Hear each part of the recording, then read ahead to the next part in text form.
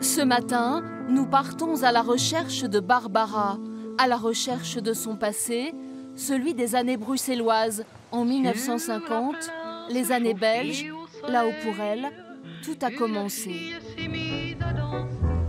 Si la photo est bonne, juste en deuxième colonne.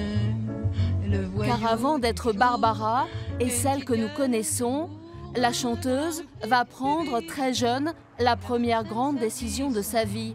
Un beau jour, elle va quitter Paris, quitter la France sur un coup de tête. Barbara, elle avait 20 ans et elle est allée rejoindre un cousin en fait.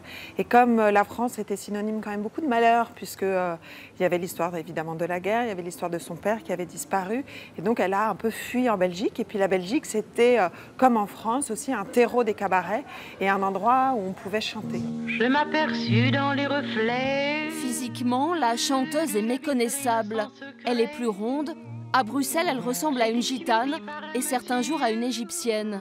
Elle s'appellera bientôt Barbara Brody. Au quotidien, c'est compliqué. Elle traverse les humiliations et la pauvreté. Elle va errer dans Bruxelles pendant plusieurs semaines, 2 mois peut-être. Et c'est vraiment un moment où elle n'a plus rien. C'est l'expérience vraiment... c'est une misère qui est presque plus noire que celle de Piaf. Elle a aucun ami, aucun soutien, aucune connaissance, aucune adresse. Très vite, elle n'a plus d'argent. Heureusement, à Bruxelles, l'amour va entrer dans sa vie. Elle se marie dans une brassée de lilas et dans un souffle d'euphorie. Julie Bonny, musicienne et romancière, s'est penchée sur cette histoire. Une histoire qui va tout bouleverser. Elle va rencontrer Claude, qui est fasciné par le personnage de Barbara, parce que je pense que même dans l'extrême pauvreté, elle était fascinante.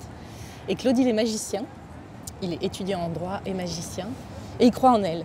Il croit en elle, il organise des concerts pour elle. Automne 1954, la voix de la jeune chanteuse résonne dans cet atelier d'artistes. Ce soir-là, la salle intimiste est particulièrement bienveillante. Alors nous avons encore, heureusement, la liste de son programme de ce soir-là, puisque le programme a été enregistré. Donc nous savons qu'elle a chanté un certain nombre de chansons. Elle ne chantait pas encore du Barbara. Elle chantait des chansons d'auteurs plus ou moins connus, notamment Jacques Brel. Jacques Brel, qu'elle retrouvera des années plus tard, toujours en Belgique, mais sur la plage de Blankenberg, lui est devant et derrière la caméra. Vous ne dites rien. Qu'est-ce que ça vous fait de vous promener avec moi?